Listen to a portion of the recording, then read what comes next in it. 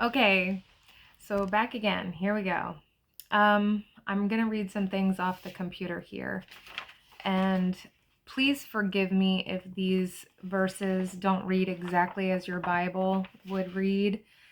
Different versions have slightly different wording. And so I was impressed that I needed to speak more on this, the one who judges, because I did make a comment in one of the other videos that when Christ said about the one who judges, and I said, and it's not God. Okay. And I was impressed today that I needed to get into that a little bit more. So I'm going to do that. So this first reading is from James 5:9. I don't know what version it is, but they're all very similar, so I think this will be a good indication for this. James chapter 5 verse 9. Do not complain, brethren, against one another, so that you yourselves may not be judged. Behold, the judge is standing right at the door. Okay. So I'm going to read a few of these and come back. So the next one is Acts chapter 10 verse 42. And he ordered us to preach to the people and solemnly to testify that this is the one who has been appointed by God as judge of the living and the dead.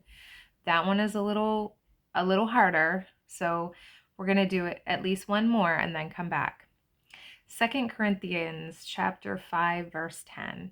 For we must all appear before the judgment seat of Christ, so that each one may be recompensed for his deeds in the body according to what he has done, whether good or bad. Now, this is a good one to stop with for at least the first part of this discussion. So that one where it says, for we must all appear before the judgment seat of Christ. Yes. The truth of the matter is, Christ is within each and every one of us. While we are in a body on this planet having this experience, Christ indwells in us, okay? We together act as a collective. And while we are acting as a collective, whatever we think, feel, give our love and attention to, and that can even be in the negative, whatever we give our attention to strongly enough, and you may want to, if you don't know a whole lot about the law of attraction, you might want to look into that because that is also really relevant to this discussion. So whatever you give a lot of your focus and attention to, you will manifest in the world. Okay. And if there are 8 billion of us, and that's the count that we are aware of, or more, on this planet that are collectively as a group focused on the negative, we will manifest that reality into existence. Okay. So that's why many of us have been cautioning and cautioned by loving people or loving beings or those inspired by Christ or whatever enlightened master, ascended master that they follow, to get away from the television, stay off the news, all these things. And it is because all of that is propaganda to reinforce a negative manifestation in the world by uses of our collective creation abilities. Okay, so all of these things, do not complain, brethren, against one another, so that you yourselves may not be judged. Okay, he also said, judge not lest ye be not judged. Who judges? When I see fault in another person, that comes right back to me. So, okay, let me say it this way. Have you ever noticed that the person who really rubs you the wrong way, that really gets under your skin, and you don't even know why? If you do a little bit of psychology work, if you do a little bit of self-help work, what most often we find is that there are traits that we see in this person that we fear we have ourselves, or we actually do have ourselves. And so we become very defensive and agitated by that mirror in front of us. Okay. And A Course in Miracles, which is a Christ consciousness work, this course teaches that. I mean, it really says that your brother is a mirror for you. Whatever it is that you don't like in him, look for in yourself, because it's there. and if you didn't dislike it in yourself, you wouldn't be seeing it in that person. Okay, so that's what he's saying here with this: do not complain, brethren, against one another, so that you yourselves may not be judged.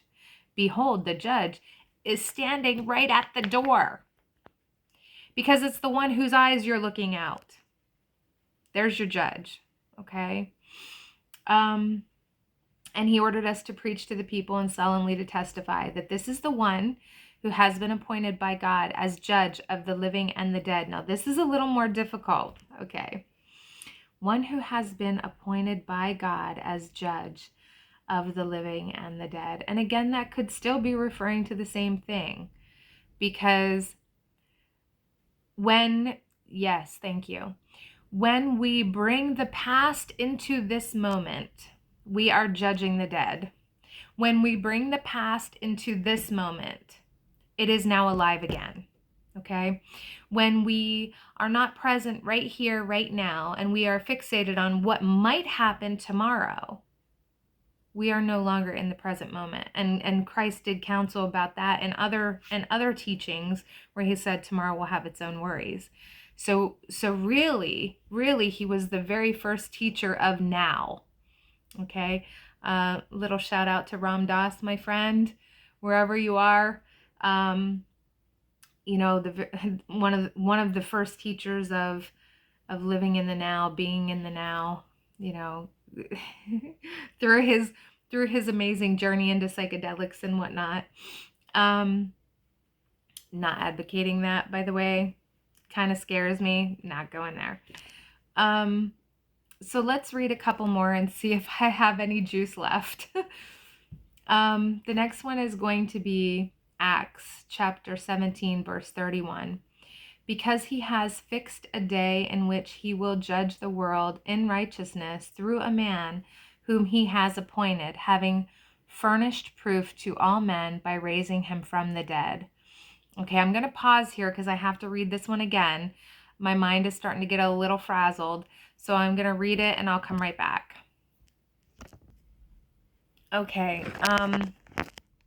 so when I read this one through a little bit slower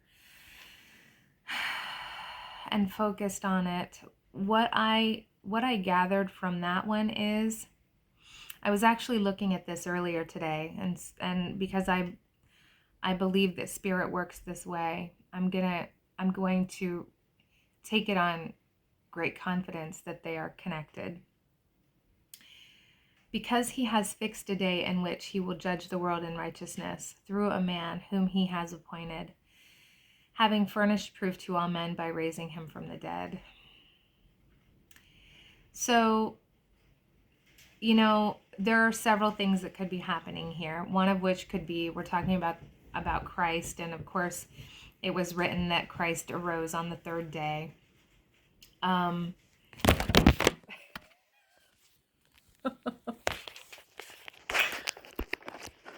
Thanks. Sorry, guys.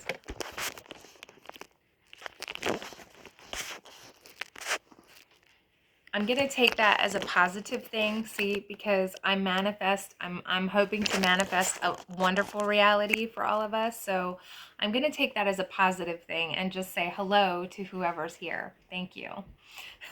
In love and peace. Okay. So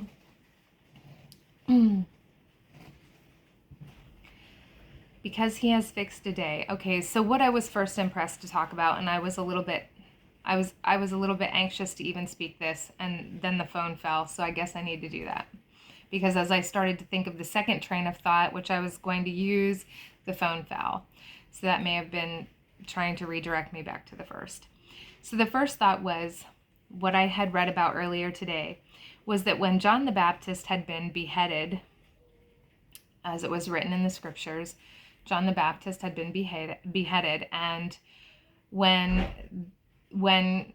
Jesus was brought in front of the king, he was suspected of being John the Baptist having been risen from the dead.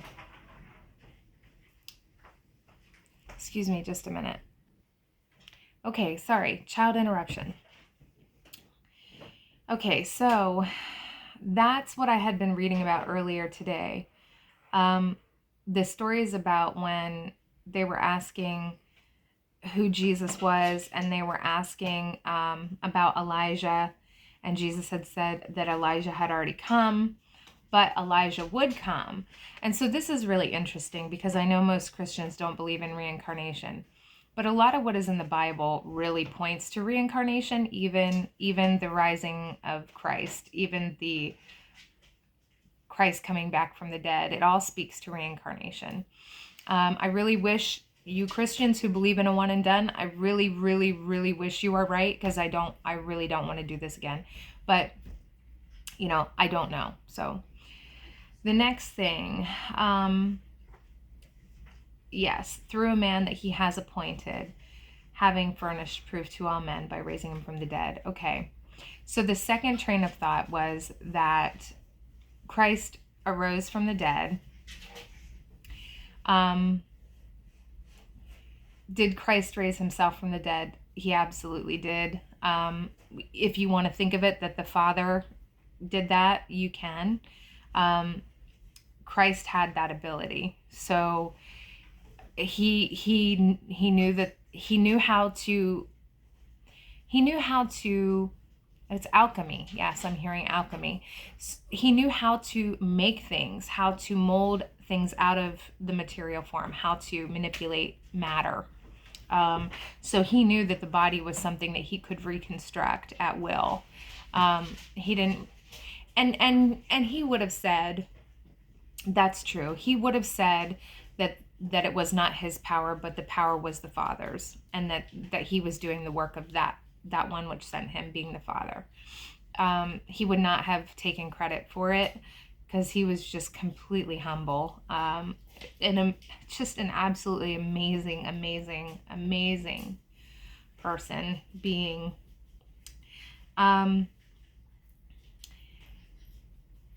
Who was able to bring down the divine light stronger than, I'm partial, so no offense to Buddhists or Muslims, no offense. I'm partial to Christ. It's just, he is my love, and it just is. So to me, he is the most enlightened being to ever walk this planet. But that's just me. So, anyway, we're going to move on to the next one. The next one is Matthew chapter 19, verse 28. And Jesus said to them, "Truly I say to you, that you who have followed me, in the generation when the Son of Man will sit on his glorious throne, you also shall sit upon 12 thrones, judging the 12 tribes of Israel." Oh my gosh, this actually means something. I haven't spoken about this yet, but this was impressed upon me just recently about when I was doing a search for the 144,000. We hear this number all the time, 144,000 souls. Many believe in the book of Revelations that 144,000 Christians will be saved, something like that. But okay, so what this is talking to me about, you who have followed me, in the generation when the Son of Man will sit on his glorious throne, you also shall sit upon 12 thrones, judging the 12 tribes of Israel.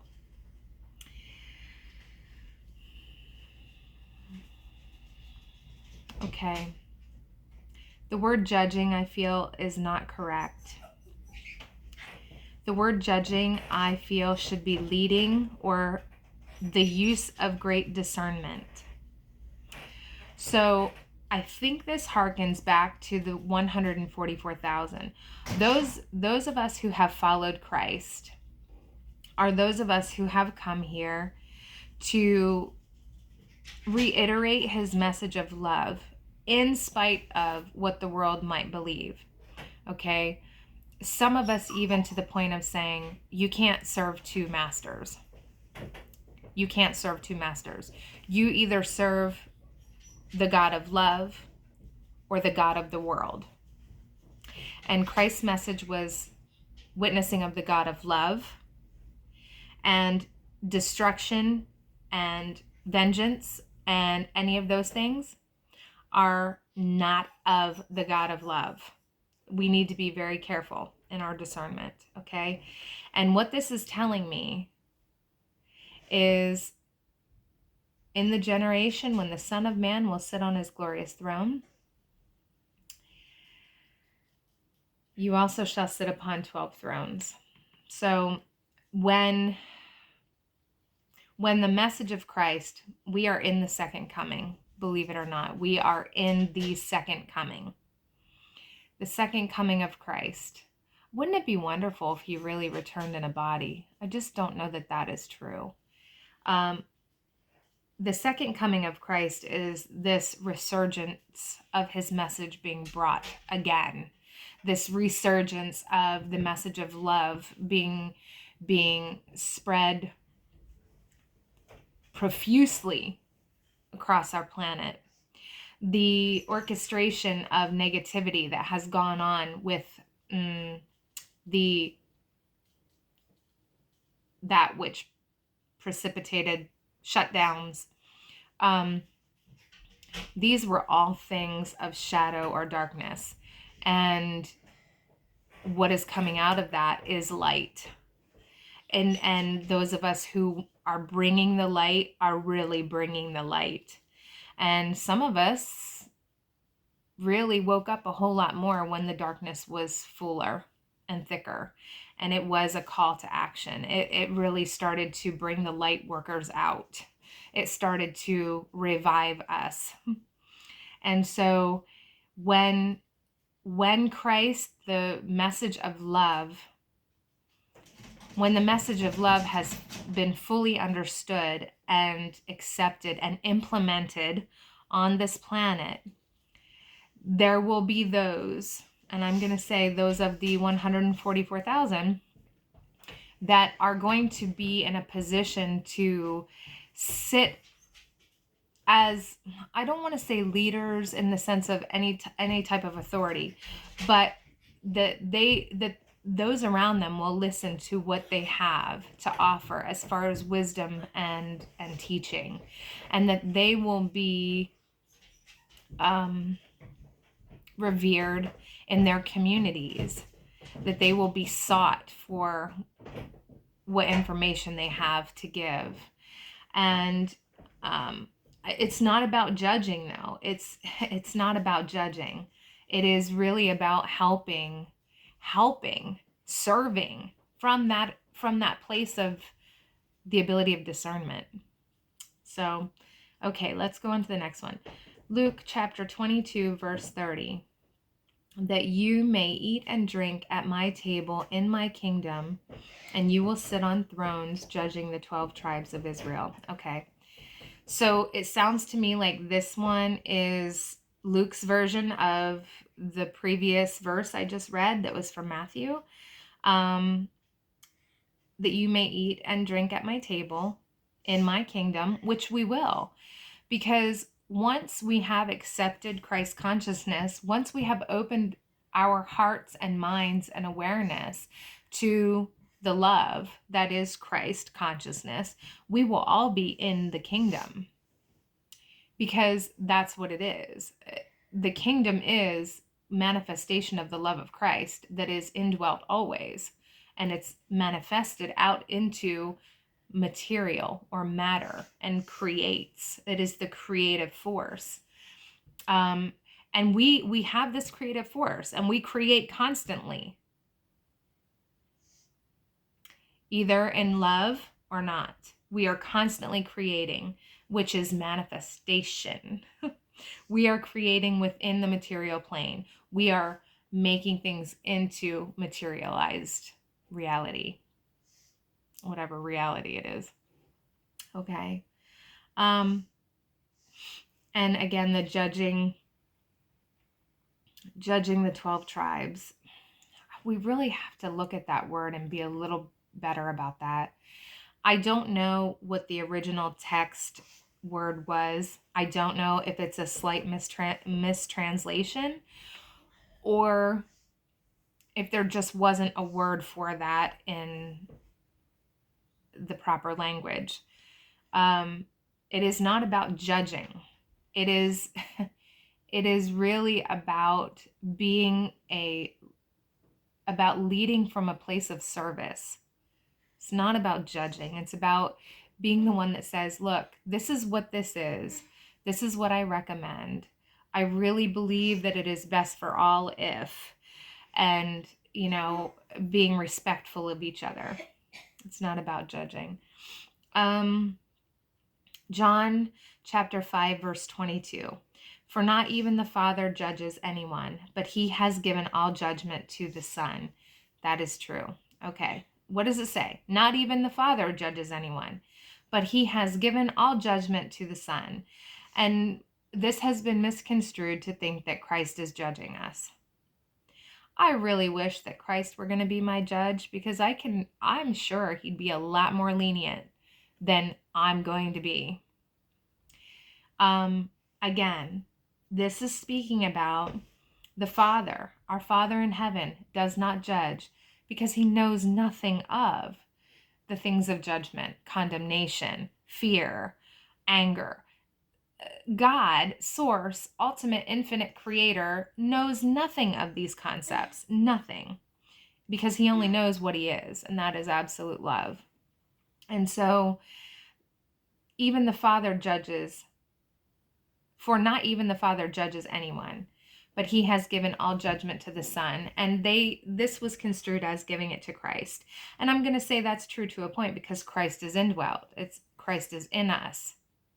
So when we leave this incarnation or this body and we go on to another experience, when this body is laid aside, I'm not even going to say laid to rest. I'm going to say when this body is laid aside, because we are finished with it and we are on to the next thing, the next soul's journey. When that happens, we watch our whole lives. We have I could even say soul family. We have our soul family, our guides, our helpers, our heavenlies, all of those, our angels who watch over us. They all sit and watch our life with us. Everything we've ever done, every choice we've ever made, every thought we've ever had, and it happens in the blink of an eye. And based on that, we all commune together and decide whether or not there's something else we need to learn here. Do we come back and do this again? And if we do come back and do this again, what type of parents do we need to be born to? What type of social situation, culture do we need to be born into that will best facilitate our soul's learning experience? Excuse me.